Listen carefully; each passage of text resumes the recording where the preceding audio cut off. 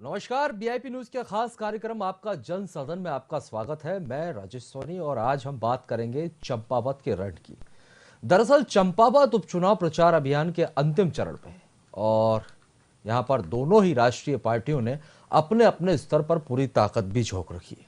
जहां एक तरफ बीजेपी चंपावत प्रचार में राष्ट्रीय नेताओं को भी उतारने की तैयारी में है, जिसके तहत योगी आदित्यनाथ का भी चंपावत दौरा संभावित बताया जा रहा है, तो वहीं दूसरी तरफ कांग्रेस के प्रचार में अभी तक ना कोई राष्ट्रीय नेता आए हैं और ना ही अभी तक ऐसी कोई उम्मीद है कि वो आकर मैदान में उतरेंगे।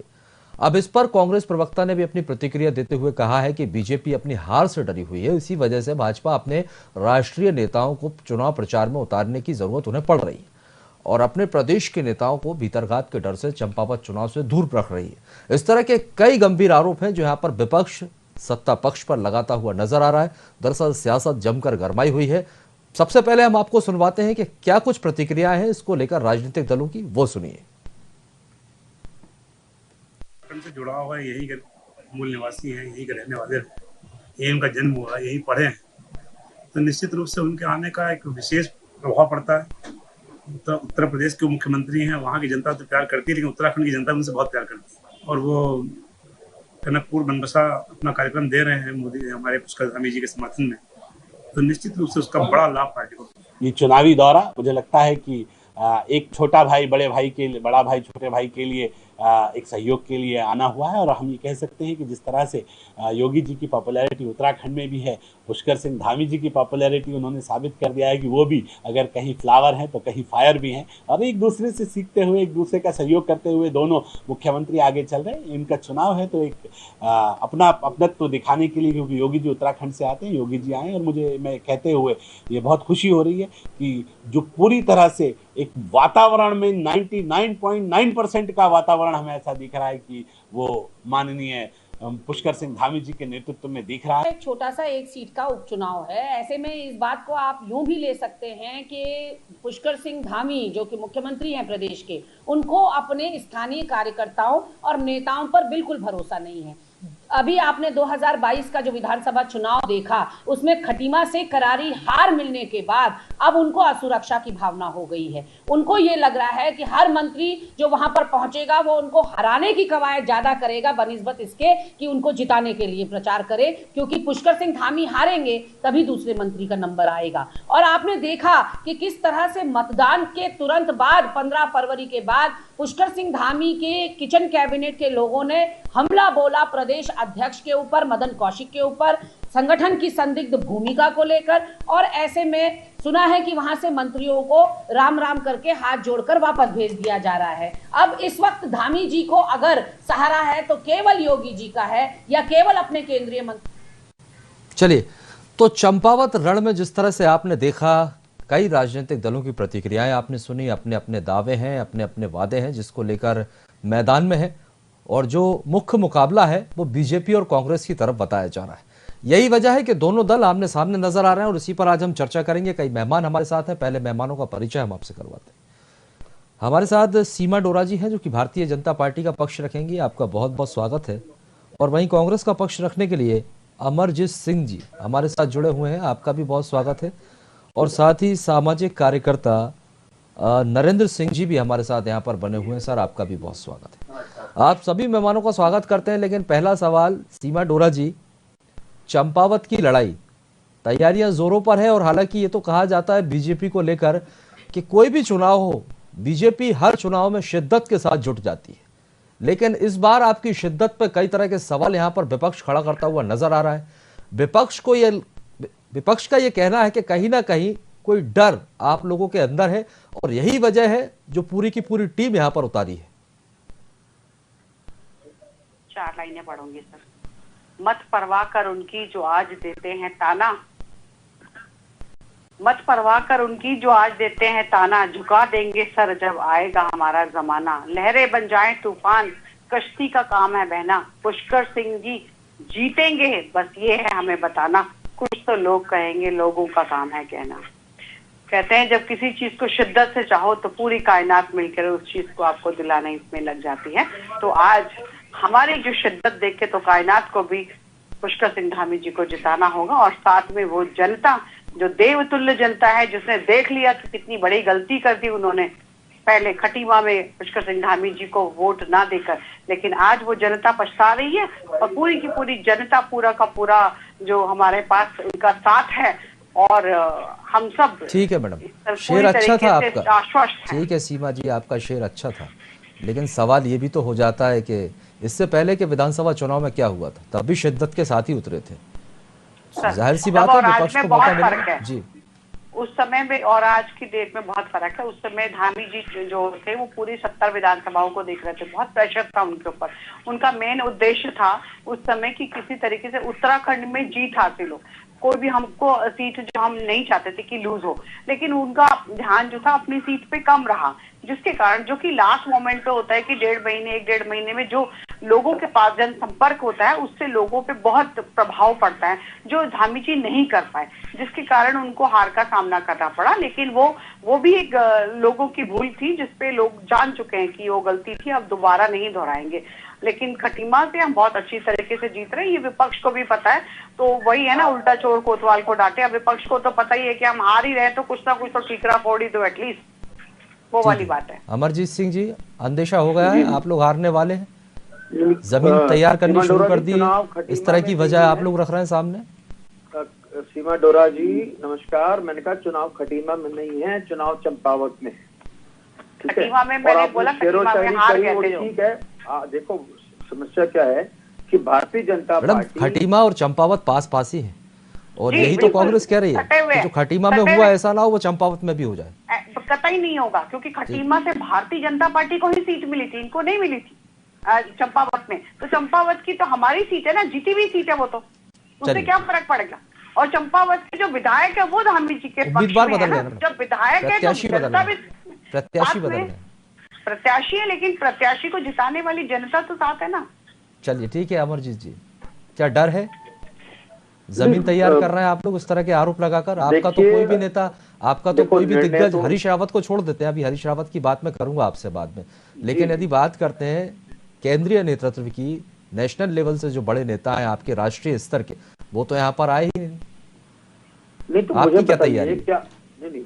क्या जब बड़े नेता कहीं जाते हैं तभी चुनाव जीता जाता है? अगर किसी विधानसभा में कोई बड़ा नेता नहीं जाएगा तो क्या मतलब वहां के लोग चुनाव हार जाते हैं? ये कोई पैमाना नहीं। मतलब योगी जी का भी अहंकार नजर आ रहा था जब उन्होंने कहा कि मैं टिहरी गया और मैं कोटद्वार गया, मुझे खटीमा चला जाता तो एक खटीमा में जीत जाते। तो किसके चेहरे पे चुनाव हो रहा था?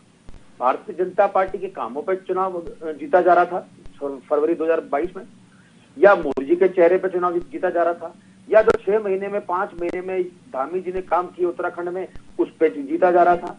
तो भारतीय जनता पार्टी खुद नहीं जानती, कभी वो योगी जी का नाम ले देती, कभी मोदी जी का नाम ले देती है, कभी शेरो शायरी और जुमलों से प्रयास करते हैं कि शायद उत्तराखंड की जनता हमें वोट दे दे। तो ये जुमलों से और शेरो शायरी से कुछ नहीं होगा। जनता ने उनको खटीमा में भी हराया था और अब यहाँ पर हार का डर है। ठीक है, कांग्रेस के बड़े नेता तो यहाँ पहुंचे हैं, आपने कहा कि दिल्ली से कोई नहीं आया, दिल्ली से आने की आवश्यकता हमें क्यों है? जिनको डर है वो लोग बुला रहे हैं ना। तो नाम क्यों दिए थे वो 40 के नाम क्यों दिए थे स्टार प्रचारकों के? अब आपको लगा कि बिल्कुल लुटिया डूब गई है तो भाग खड़े हुए। तो लीजिए सीमा जी, 40 के नाम दिए थे ना, वो 40 क्यों नहीं प्रेजेंट हुए? मैं तो सिर्फ इतना पूछना चाहती हूँ, जनता आपसे जवाब मांगेगी 40 क्यों नहीं? जवाब दूंगा, आपका भी जवाब दूंगा, जनता का भी जवाब दूंगा, आपका मैं दोनों का जवाब दूंगा। शांति से सुनिए, सुन लीजिए सीमा जी, आपकी मैंने पूरी शेरो शायरी सुनी, अच्छा लगा आपका शेरो शायरी सुनकर भी हमें कि भारतीय जनता पार्टी किस प्रकार जुमलों से चुनाव जीतना चाहती है आपने। और जुमलों में एक बात और मुझे याद आई, जैसे प्रधानमंत्री मोदी आकर कहा करते थे उत्तराखंड की जवानी, उत्तराखंड का पानी। उत्तराखंड का पानी भी यहाँ काम नहीं आ रहा क्योंकि उत्तराखंड के पानी से बिजली बनती है, वो उत्तराखंड को मिल नहीं रही।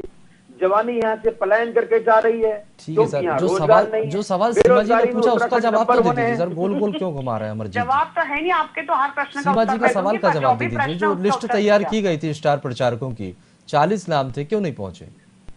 नहीं, निश्चित रूप से कोई भी दल चुनाव जब लड़ता है वो अपने अपने स्टार प्रचारकों की लिस्ट देता है, तो जहां जरूरत होती है वहां उनको बुलाया भी जाता है।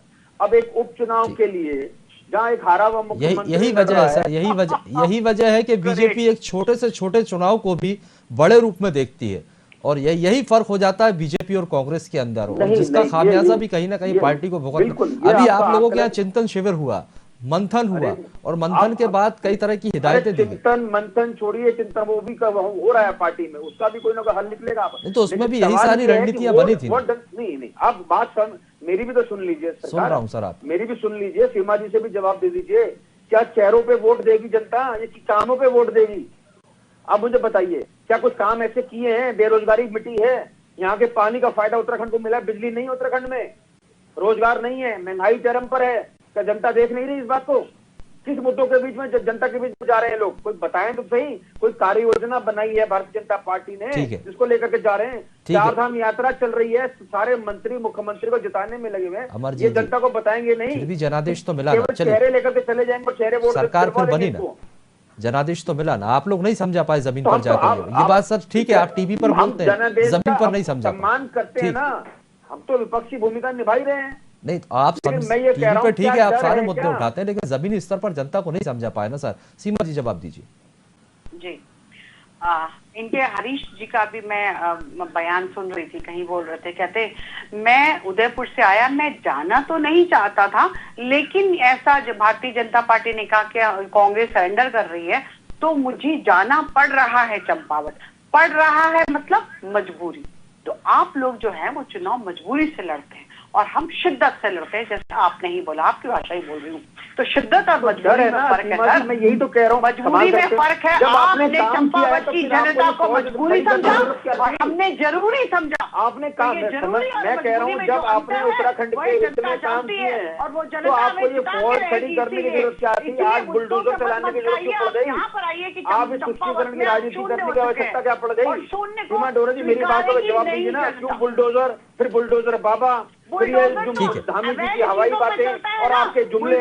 माफिया पे चलता है और माफिया को तो आप लोग माफिया पे चलता है, दुनिया ने देखा है, सुप्रीम कोर्ट ने भी देखा है, हाई कोर्ट ने भी देखा है, और भारतीय जनता पार्टी को कचहरी में भी खड़ा किया है। चलाने पे हमें मजबूर होना पड़ा, क्योंकि माफियाओं को तो शर्म दे रखी थी आप लोगों ने। आज अगर योगी जी मतलब 6 साल, मतलब 5 साल गुजर चुके हैं आपकी सरकार को, जी ने भी बुलडोजर चलाओ, ये दिखा दिया कि अगर माफिया नहीं सुनेगा तो यही काम होगा, और अभी करके भी दिखा दिया। कहते हुए कोई सोच तो लो, क्या कह रहे हो? 5 साल से आपकी सरकार थी और कांग्रेस ने शह दे रखी थी माफिया को।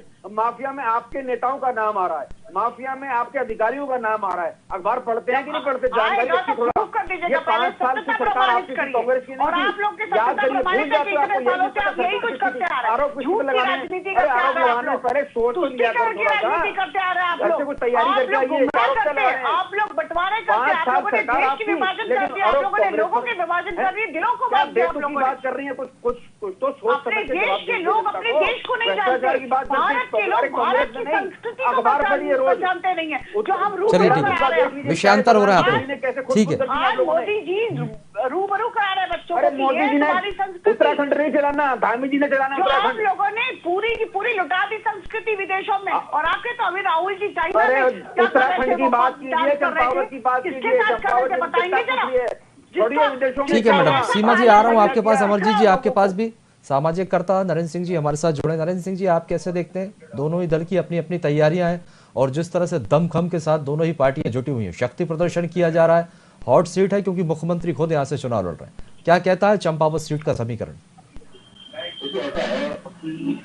बीजेपी की खासियत ये है कि वो चाहे वो प्रधान का चुनाव हो, प्रधान से लेकर प्रधानमंत्री तक के चुनाव में वो उसी जोशो खरोश से लड़ते हैं, उसी दमखम से लड़ते हैं और उसी ताकत से लड़ते हैं। अपने चंपावत के इलेक्शन में अगर योगी जी उतारे जा रहे हैं और बड़े बड़े नेता उतारे जा रहे हैं, तो इसका मतलब ये नहीं है कि मुख्यमंत्री इंस्पेक्टर है।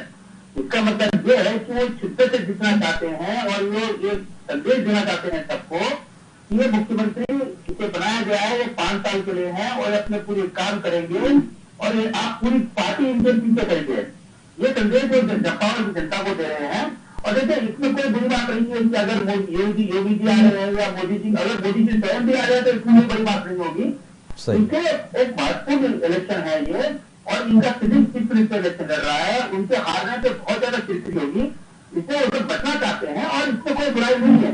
देखिए, इनकी खासियत यही है कि ये जांच लड़ा कर रहे हैं। कांग्रेस पार्टी ने तकरीबन अगर आप देखें तो चंपावत के इलेक्शन को तकरीबन तो छोड़ ही दिया है। अगर आप किसी भी बड़े नेता की बात करें, चाहे वो हरीश रावत हो, चाहे वो पीटर सिंह जी हो, ये तो इसलिए जा रहे हैं या तो कि इनको बताना, कल को अगर पूछा जाए कि आपसे क्या योगदान रहा, तो ये मेरे ख्याल से इसलिए जा रहे हैं। वही मंच पे एक साथ दिखाई नहीं देते, बहुत ही मान मनोबल के बाद हरीश रावत को वहां पर पहुंचना पड़ता है, पहले से सक्रिय दिखाई नहीं दिए, तो ये भी बहुत सी चीजें हैं यहाँ पर जो बतलाई जा रही है। संदेश क्या जनता को दे रहे हैं कि जनता देख रही है चंपावत की और पूरे प्रदेश की जनता देख रही है कि किस तरह से कांग्रेस पार्टी इस तरह से को लड़ रही है। इनका जो दो बार का विधायक वो खुद इलेक्शन में खड़े होने से मना कर देता है, परंतु ये कहता है कि 2027 के चुनाव में लड़ूंगा। तो उन्होंने ये बताया है कि मुख्यमंत्री के आगे जीतने वाले नहीं है, इसलिए वो तकरीबन उस सीट को सरेंडर कर ही चुके हैं और अब देखिए नेता जाएंगे या जाने वाले हैं, ये खाना कुर्सी के लिए जा रहे हैं, इनसे केंद्रीय नेता कोई नहीं आने वाला है। तो चलिए ठीक है सर, अमरजीत जी कुछ कहना चाहते हैं? ठीक है अमरजीत जी, अमरजीत जी की आवाज बढ़ाइए। हेलो जी, आपकी आवाज आ रही है। जी नरेंद्र जी, जी बोलिए। नरेंद्र जी, आपने कहा भारतीय जनता पार्टी एन प्रगेंड जो है चुनाव जीतना चाहती है और जीतना मजबूरी है, क्योंकि उनके मुख्यमंत्री वहां घोषित हो चुके हैं। पहले मजबूरी नहीं, जरूरी चुनाव लड़ना पड़ रहा है। मजबूरी जैसे कोई चीज ना बोलिए, मेरा सवाल नरेंद्र जी से है, मेरा प्रश्न नरेंद्र जी से है। उन्हीं की भाषा बोल रही हूँ सर। अरे सुन लीजिए ना, भाषा बोल लेना, उनका भी एक शेयर मार देना, उनके ऊपर कोई बात नहीं। हाँ, उनको भी एक शेयर मार देना, बढ़िया सब। मैं ये कह रहा हूँ कि अगर भारतीय जनता पार्टी इतनी ही मतलब सुरक्षित नहीं थी या घबराहट थी, तो भाई इतने मुख्यमंत्री के चेहरे पर चुनाव लड़ते, तमाम अमला लाने की क्या जरूरत थी? बात आपने एक ये कही, कभी नहीं समझ पाएंगे। अमरजीत जी बार बार आप घूम फिर कर वहीं आ रहे हैं, कौन मना कर रहा है सर? आपकी पार्टी अपने दिग्गजों को उतारे, आपके स्टार प्रचारक भी उतरे, घूम फिर कर बात वहीं आ रही है। मेरा प्रश्न तो सुन लीजिए। आपके पास नेता नहीं है क्या? मेरा प्रश्न आपके पास नेता नहीं है क्या? अमरजीत जी, आपके पास नेता नहीं है क्या? नरेंद्र जी से मेरा प्रश्न तो सुन लीजिए, मेरे को मेरी बात का जवाब दें। अगर कांग्रेस पार्टी सरेंडर कर चुकी थी, कांग्रेस पार्टी वहां चुनाव ही नहीं लड़ रही, तो एक बात बताइए, तो फिर ये आडंबर रचने की जरूरत क्या थी? किस बात का डर था इनको? कोई डर तो मन में रहा होगा जब कांग्रेस पार्टी आपने कह दिया सरेंडर। फिर आप वहीं पर आ रहे हैं सर, सवाल आप वही सवाल किए जा रहे हैं और किस बात का है, जिसका जवाब सीमा जी भी दे चुकी है, नरेंद्र सिंह जी भी बोल चुके हैं, लेकिन आप अपने सवाल से बच रहे हैं, जवाब से बच रहे हैं। सर आपके पास नेता नहीं है क्या? आप बता दीजिए। परंतु ये संदेश देना चाहते हैं चंपावत को और पूरे प्रदेश को कि बीजेपी उनके पीछे दमखम से खड़ी है। देखिए उनके पास नेता है जो वो गिरा सकते हैं। आज उत्तर प्रदेश के माननीय मुख्यमंत्री योगी, तो अगर सरेंडर कर चुकी है तो फिर आडंबर की जरूरत क्या है? सबसे ज्यादा पॉपुलर लीडर है प्रधानमंत्री के बाद, अगर उनका इस्तेमाल किया जा रहा है तो इसमें कोई बड़ी बात नहीं है। ना कोई हर्ज नहीं, हमें कोई एतराज नहीं है। ये मुख्यमंत्री ये करण जी, ये भी तो हो सकता है, नेता है नियति है, लेकिन हो सकता है इतनी गंभीरता से नहीं लिया जा रहा हो कांग्रेस की तरफ से। ये जो असुरक्षा की भावना है वो भी दर्शाता है। अब उस एंगल को क्यों नहीं देख रहे आप लोग कॉन्फिडेंस में, एक मिनट, आप कॉन्फिडेंस में, जनता को कुछ अमरजीत जी आप कॉन्फिडेंस में हैं? आडंबर की जरूरत नहीं थी। आप कॉन्फिडेंस में हैं?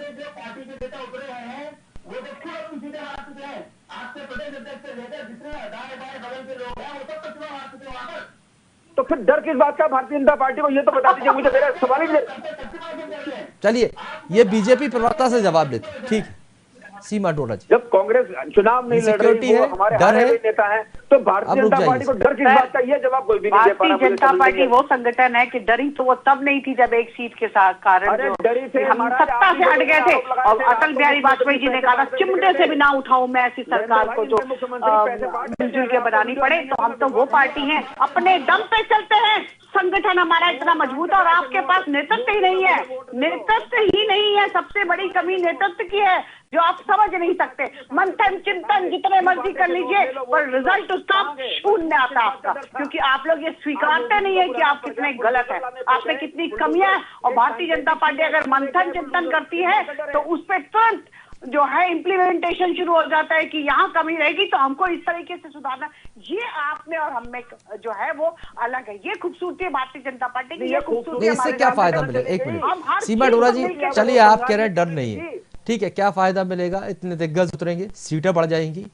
जो दावे किए जा रहे हैं कि 99.9 सीटें लाने के लिए यहाँ पर दिग्गजों को उतारा जा रहा है, जीत तो जाएंगे वो, चलिए वो अलग बात है, सीटें बढ़ाने के लिए दिग्गजों को उतारा जा रहा है।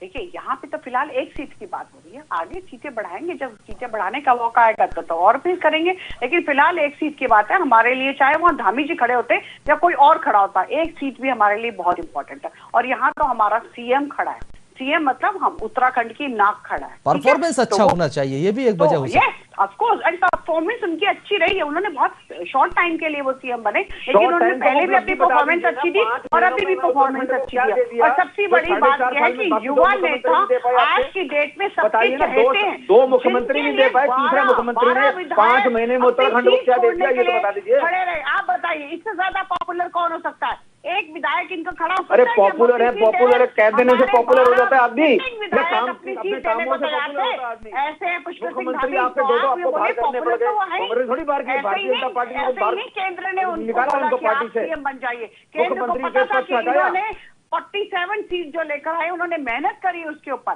अरे मेहनत आपके लोगों ने कहा था, भीतरघात हो गया, डरे हुए थे आप लोग तो। अरे आप भीतरघात से आपको टेंशन क्या हो रही है? हम तो फिर भी जीत गए ना। भीतरघात की टेंशन हम लेंगे, उसका मंथन हम करेंगे, उसका चिंतन हम करेंगे। सीमा जी तब मुझे बताइए ना, आपको 19 मिली, उसमें से 11 नदारद है, बताइए उन 11 कमाल कर दी आपने। अरे मतलब 11 भी आपके साथ है, 19 भी नहीं आप जवाब देना चाहिए। जवाब किस प्रकार से देना है? खाली हो हल्ला करके चलो शायरी से नहीं मिलेगा कुछ भी। आप क्या चलाएंगे देश को? आप क्या चलाएंगे? क्या चलाएंगे? उत्तराखंड को जनता नहीं देखती क्या? जनता देख रही है ना कैसे महंगाई पे आपने कमर तोड़ दी जनता की। डूबता बिजली नहीं है, ऊर्जा प्रदेश बता रहे हैं आप लोग। गैरसैंण राजधानी बना दी, वहाँ पर गैरसैंण राजधानी बना दी, सत्र नहीं करा सकते आप लोग वहाँ पे। क्या करेंगे मुझे बताइए? जनता देखेंगे क्या? कोई हमारे सामने खड़े हो जाए, खुद ही सरेंडर कर दोगे जैसे आम आदमी पार्टी ने करा। अरे सीमा जी सत्र तक नहीं करा पा रहे, 4 धाम यात्रा आपकी फ्लॉप हो रही है। सबका साथ सबका विकास। 100 लोगों ने अपनी जान गंवा दी, कुछ थोड़ा सा तो उनको नमन करिए, उनको याद करिए, शर्म करिए थोड़ी सी। के साथ पूरी जनता का विश्वास। चलिए ठीक है, रोकूंगा मैं आप दोनों को, समय खत्म होता है, माफी चाहूंगा। बहुत बहुत शुक्रिया आप सभी मेहमानों का हमारे साथ जुड़ने के लिए और बातचीत के लिए। तो आपको बता दें कि 31 मई को मतदान हो रहा है। चंपावत के रण में तमाम दिग्गजों ने अपनी पूरी ताकत झोंक दी है, लगातार शक्ति प्रदर्शन किया जा रहा है और जिस तरह से स्टार प्रचारक मैदान में उतारे जा रहे हैं उसको लेकर विपक्ष सत्ता पक्ष पर हमलावर है। विपक्ष ये कह रहा है कि सत्ता पक्ष को डर है, इसलिए दिग्गजों को यहाँ पर उतारा गया। हालांकि विपक्ष की तरफ से अभी तक कोई दिग्गज नहीं पहुंचे।